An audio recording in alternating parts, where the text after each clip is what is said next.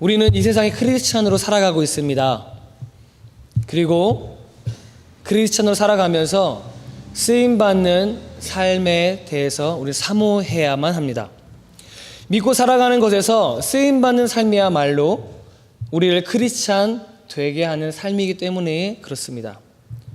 그러나 우리가 종종 쓰임받기를 원한다 말하고 하나님 저를 사용하여 주십시오라고 말하면서도 우리 마음속에 한편으로는 그 쓰임 받는 사람을 향해 오해할 때가 있습니다. 무슨 오해냐면 하나님께서는 어떤 비범한 사람을 사용하신다라는 생각입니다.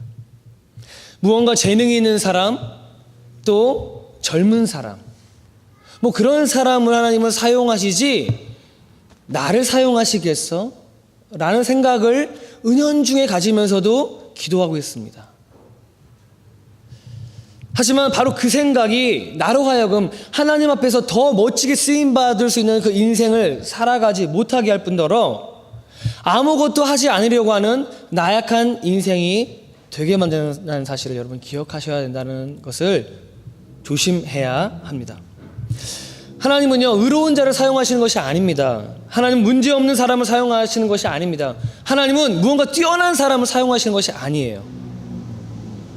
하나님은 오직 모든 일을 하나님께 맡기고 하나님만 의지하고 하나님만 붙드는 그 사람을 찾고 계시고 그 사람을 통하여서 일하신다는 사실입니다. 하나님의 놀라운 일을 하는 것은 젊음이 그 자격이 될 수 없어요. 갈렙은 80세에 쓰임받았습니다. 모세보다 형인 아론은 40세보다도 훨씬 더 나이가 많은 채 하나님께 쓰임받았습니다. 저는 오늘 특별히 오늘 말씀에서 나온 아론이라는 인물, 200만 명의 이스라엘 백성들을 출애굽으로 이끈 모세의 그림자 역할을 하면서 대제사장으로서의 역할을 감당했던 아론을 살펴봄으로 통하여서 하나님이 능력 주시는 이는 누구시며 우리가 하나님께 쓰임받기 위해서 어떤 모습을 가져야 되는지 살펴보도록 하겠습니다. 아론은 200만 명이나 되는 이스라엘을 이끈 탑 리더였습니다. 그의 이름은 후세의 대제사장으로서의 이름으로 영원히 기록되고 있습니다. 또한 모세는 아론이 아니었으면 하나님의 명령을 지키지도 순행하지도 않았을 거예요. 모세 앞에 떨기나무 불꽃으로 임하셨던 하나님께서 모세를 5번이나 말씀하시면서 내가 너를 사용하겠다고 말씀하십니다. 그러나 출애굽기 4장 13절에 모세는 마지막 5번째 이런 말을 합니다. 주여 보낼 만한 자를 보내소서. 끝까지 자신은 못한다고 얘기하고 있어요. 그때 하나님께서 마지막으로 말씀하신 것이 이 아론이었습니다. 15절인데요. 여호와께서 모세를 향한 노를 바라시고 가라사대 레위 사람 내 형 아론이 있지 아니하뇨 그의 말 잘함을 내가 아노라 그가 너를 만나러 나오리니 그가 너를 볼 때에 마음에 기뻐할 것이라. 이처럼 아론은요 하나님께 굉장히 쓰임받은 인물입니다. 아론이 아니었다면 모세도 없었을 거란 말이에요. 수많은 사람들이 성경에 나오지만 아론은 2인자로서 또한 탑 리더 중 한 사람으로서 최고의 인생을 보낸 사람이다라고 할 수 있습니다. 그에 대해서 우리가 부정할 사람은 없을 거예요. 어떤 놀라운 능력이 그에게 있었기에 그렇게 위대하게 그가 쓰임받을 수 있었는가? 어떤 자격이 그를 쓰임받게 만들었을까요? 방금 제가 읽은 본문처럼 그가 말을 잘했기 때문에 쓰임받았을까요? 그렇다면 우리는 말을 잘하기 위해 늘 노력해야 될 거예요. 저 같은 사람은 늘 그것 참 부러워했습니다. 학생부 때 참 말 잘하는 저희 2살 많은 형이 있었습니다. 그 형이 나타나면 학생부는 늘 웃음바다. 그 형이 있는 곳에 자매들이 모여있고 그 형이 가는 곳에 학생부가 움직였어요. 와, 너무 부러웠습니다. 하나님 저에게도 저 말 잘하는 은사를 주십시오. 안 되더라고요. 그럼 고민해 생각해 볼 수 있는 것은 말 잘하는 사람이 그럼 이스라엘에 오직 아론만 있었을까라는 것이에요. 또 하나, 아니면 그가 레위인이어서 쓰임받았을까요? 레위인. 레위 지파는 제사장 지파였습니다. 그렇기 때문에 하나님이 쓰임받았을까요? 아닙니다. 하나님께서 레위 지파를 제사장 지파로 삼은 것은 그 후의 일이지 아론을 쓰실 때 그 일은 아니었다는 것이에요. 특별히 다윗은요 유다 지파였습니다. 예수 그리스도는 당연히 유다 지파에서 나오셨죠. 레위 지파이기 때문에, 시드니에 살기 때문에, 한국에 살기 때문에, 좋은 집안에 태어났기 때문에 하나님께 쓰임받는 것이 아니라는 것이에요. 그것이 자격이 될 수 없다는 것입니다. 사실 아론을 다시 한번 살펴보면 절대 대제사장으로서 역할을 감당할 사람이 아닙니다. 200만 명을 이끈 리더로서의 자격이 없다라는 것이에요. 아론은 어떤 사람인가요? 우리 살펴봤으면 좋겠습니다. 그는요, 절대 해서는 안 될 죄를 범한 사람입니다. 그 죄로 인해 수천 명이 죽었습니다. 하나님이 이스라엘 백성들을 출애굽시키신 다음에 하나님이 모세를 시내산에 부르십니다. 그가 며칠 동안 그 시내산에 머물렀나요? 40주야를 머물렀습니다. 이스라엘 백성들은 모세가 죽은 줄 알았어요. 왜? 40일 동안 안 먹고 사는 사람은 없으니까요.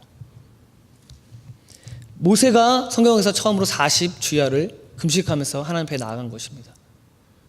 그때 아론에게 이스라엘 백성들은 한 가지를 요청합니다. 출애굽기 32장 1절인데요. 백성이 모세가 산에서 내려옴이 더딤을 보고 모여 아론에게 이르러 가로되 일어나라 우리를 인도할 신을 우리를 위하여 만들라.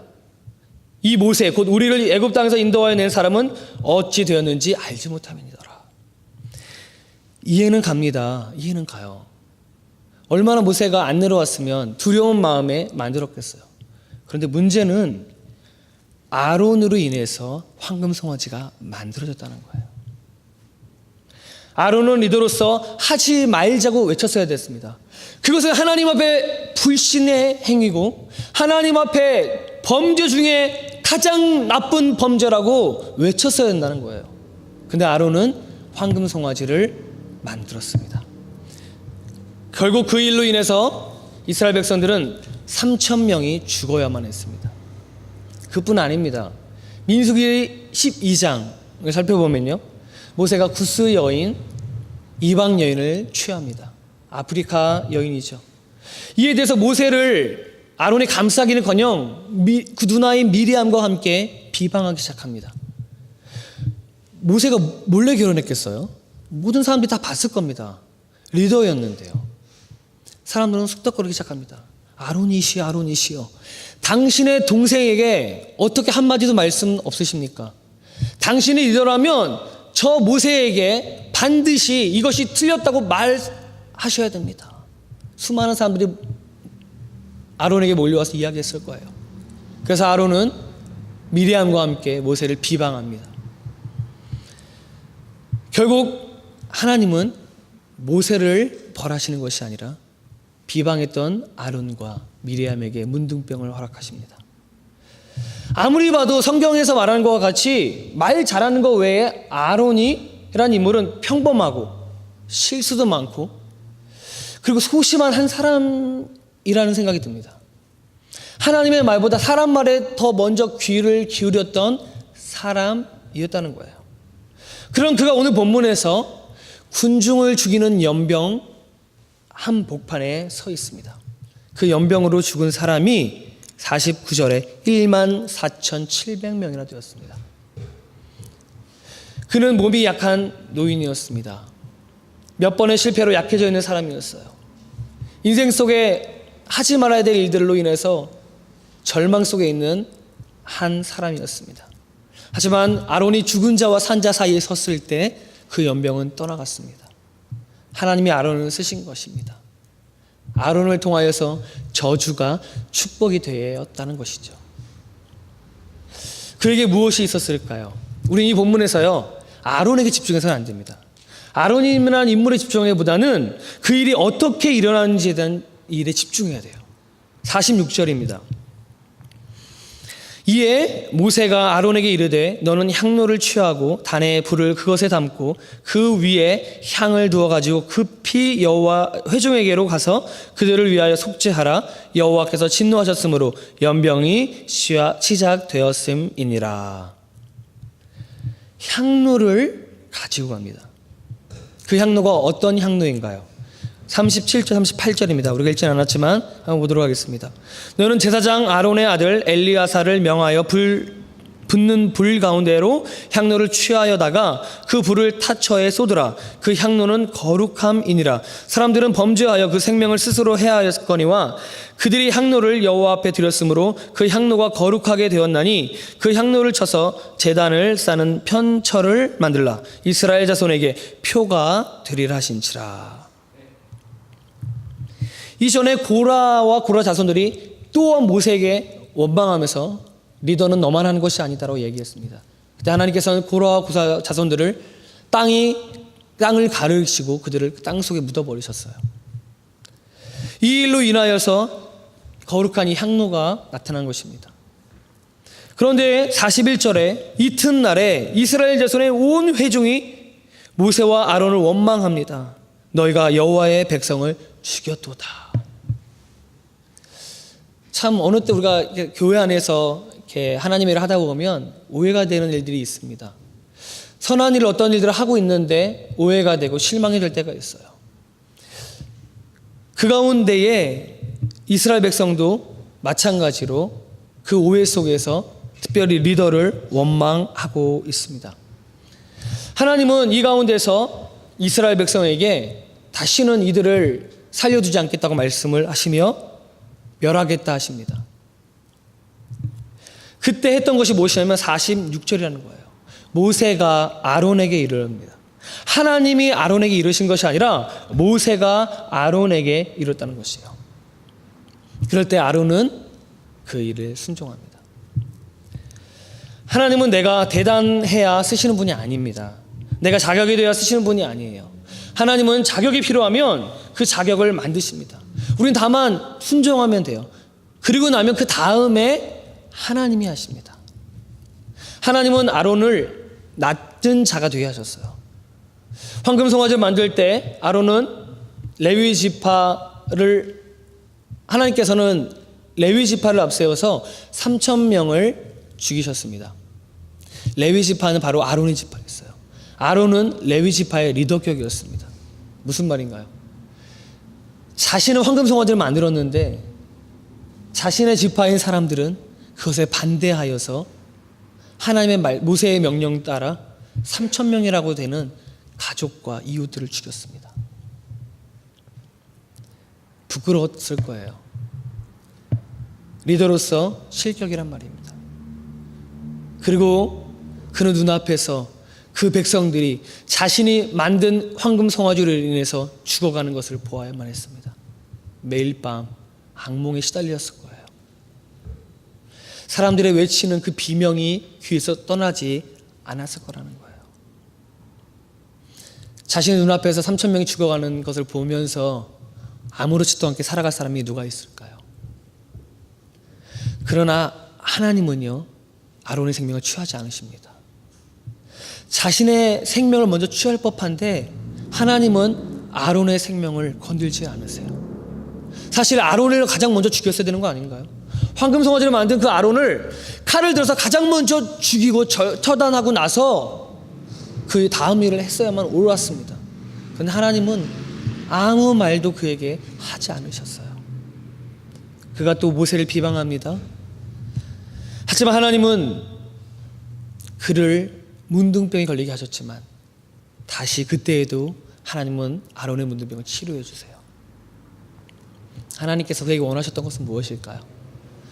하나님이 하시는 일에 자신은 도구라는 것을 붙들고 나아가라고 하는 것입니다. 아론은 철저한 나자지 오직 순종만이 하나님의 역사라고 하는, 또한 하나님이 하시는 일의 방법이라고 하는 것을 분명하게 깨달은 것입니다. 자신이 한 것이 없고 자신이 할 수 있는 것도 없고 하나님이 가라면 가고 서라 하면 서야 되는 것이 자신의 본분이라는 것을 분명하게 생각했던 것이에요. 아론은 궁금했을 겁니다. 왜 하나님은 나 같은 죄인을 사랑하셨을까?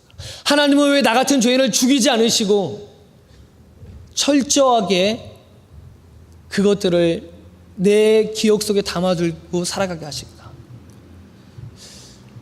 여러분, 우리가 살아가면서 죄를 짓습니다. 물론 너무나 악한 죄가 아닌 죄들도 짓고 어떤 죄들은 잊어버린 채 살아가게 되고요. 하지만 어떤 죄는 잊지 못하는 죄도 있습니다. 우리 속 마음 깊은 곳에서부터 늘 우리를 힘들게 하고 어렵게 하는 죄들도 우리 안에 있다는 것입니다.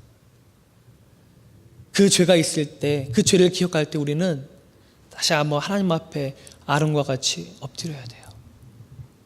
하나님이 우리를 사랑하셨기에 우리는 다시 한번 그 앞에 엎드리면 하나님이 하시는 일이지 내가 하는 일이 아님을 확실하게 알게 된다는 것입니다.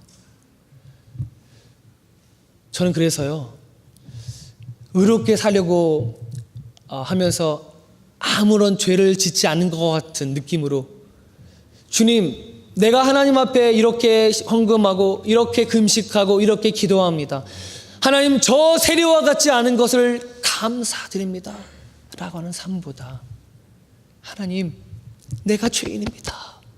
주님, 내가 하나님 앞에 너무나도 부끄러운 죄인입니다 라고 외치면서 나아가는, 하나님의 은혜가 아니면 내가 살아갈 수가 없습니다 라고 고백하는 삶이 있을 때 하나님은 그 사람을 더 사랑하시고 그 사람을 사용하신다는 사실을 기억하시기 바랍니다. 하나님의 역사는 내 능력에서 나오지 않습니다. 하나님의 능력은 절대 내 재능이나 내 환경에서 나오지 않아요. 하나님의 능력은 하나님의 말씀에 순종하고 그 말씀대로 나아가는 의지를 가진 자에게서만 나온다는 사실입니다. 크리스찬에게 능력이 있습니다. 그 능력은요, 하나님께서 주신 능력입니다. 다시 말해, 예수를 믿는 이에게 나타난 능력은 오직 예수를 믿는 그 믿음, 보혈의 은혜에서부터 나온다는 사실을 우리가 붙들어야 된다는 거예요. 우린 예수의 보혈의 능력을 믿습니다. 그 능력만이 나를 세울 능력이에요. 그 보혈만이 나를 죄에서 해방할 능력입니다. 그 어떤 것도 우리를 죄에서 자유케 할 수 없어요. 우리가 다시 한번 하나님 앞에 죄를 지었음에도 불구하고 나올 수 있는 것은 그 보혈이 나의 죄를 다시 한번 머리끝부터 발끝까지 양털과 같이 흰 눈과 같이 씻겨주실 것이라고 하는 믿음이 있기 때문입니다. 그 믿음이 있을 때 우리는 엎드릴 수 있고요, 하나님께서 하시는 일을 기대할 수 있습니다. 지금 혹시 고난이 있으신가요? 자꾸 하기 싫은 일들이나 힘든 일들이 발생하시나요? 가만히 하나님의 음성에 귀 기울이셨으면 좋겠습니다. 나는 지금 하나님과 함께하고 있는지, 하나님의 그 보혈의 은혜를, 십자가의 그 은혜를 사모하며 나아가고 있는지 생각하셨으면 좋겠습니다. 하나님은 아론을 사랑하셨어요. 아론을 통해서 일하기로 작정하신 하나님은 그가 깨닫기 원하셨습니다. 결국 그는 대제사장으로 마지막까지 사명을 감당하다가 하나님께 부름받습니다. 얼마나 멋있습니까? 얼마나 저는 아론과 같이 하나님 앞에 쓰임받다 갔으면 좋겠다는 생각을 해봅니다. 사랑하는 성도 여러분, 하나님은 나도 여러분들도 너무나 사랑하십니다. 나 같은 죄인도, 나 같은 이기적인 개인적인 사람도 예수의 그 보혈이 우리를 붙들고 우리를 용서하고 우리를 지켜주십니다. 그래서 우리는 그 은혜 안에서 살아갈 수 있고 살아가야만 합니다. 예수님은 우리가 자격이 있게 사랑하신 것이 아니에요. 우리가 사랑할 만한 존재이기 때문에 사랑하시고 십자가를 죽으신 것도 아닙니다. 누가복음 6장 32절에 이렇게 말씀하고 계십니다. 너희가 만일 너희를 사랑하는 자를 사랑하면 칭찬받을 것이 무엇이뇨? 죄인들도 사랑하는 자를 사랑하느니라. 35절에 그래서 예수님이 이렇게 말씀하세요. 오직 너희는 원수를 사랑하고 선대하며 아무것도 바라지 말고 빌리라. 그리하면 너희 상이 클 것이요 또 지극히 높으신 이의 아들이 되리니 그는 은혜를 모르는 자와 악한 자에게도 인자로우시니라. 우리가 해야 될 것은요, 하나님과 동행하며 하나님께 순종하는 삶을 살아가되 나를 사랑하고 내가 사랑할 만한 사람을 사랑하는 것이 아니라 내가 사랑할 수 없을 것 같은 사람에게도 주님의 사랑으로 그들을 돌아봐주고 기도해야 합니다. 그래서 우리는 기도해야 돼요. 우리 능력으로 사랑할 수 없기 때문에. 가끔 저는 제 자신을 돌아볼 때에 하나님이 나를 사랑하신 것이 기적이다라는 생각을 가끔 해볼 때가 있습니다. 하나님 앞에 내가 사랑받을 자격이 있어서 이 자리에 쓴 것이 아님을 내가 고백할 때가 참 많아요. 하나님의 그 은혜가 나를 돌아봐 주시기에 저는 오늘 이 말씀을 붙들고 여러분에게 도전드리고 싶습니다. 하나님께서 사랑하시는 데는 이유가 없습니다.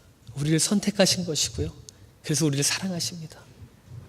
그 사랑 앞에 우리는 사랑만 받으며 살아가는 것이 아니라 이제는 그 사랑을 가지고 그 사랑을 또다시 베푸는 사람으로 살아가야만 합니다. 주님, 난 할 수 없습니다. 나는 마른 막대기와 같은 존재입니다. 다만 나를 사랑하시는 주님께서 나를 사용하여 주옵소서. 내가 쓰임받기 원합니다 라는 기도로 하나님의 놀라운 능력을 기대하며 살아가셨으면 좋겠습니다. 그러면 하나님이 그 다음에 역사하실 줄 믿습니다. 그 역사를 경험하시는 저와 여러분 되시길 간절히 축원합니다. 이제 우리 한 목소리 좀 기도했으면 좋겠습니다. 어느 때 우리가 살아가면서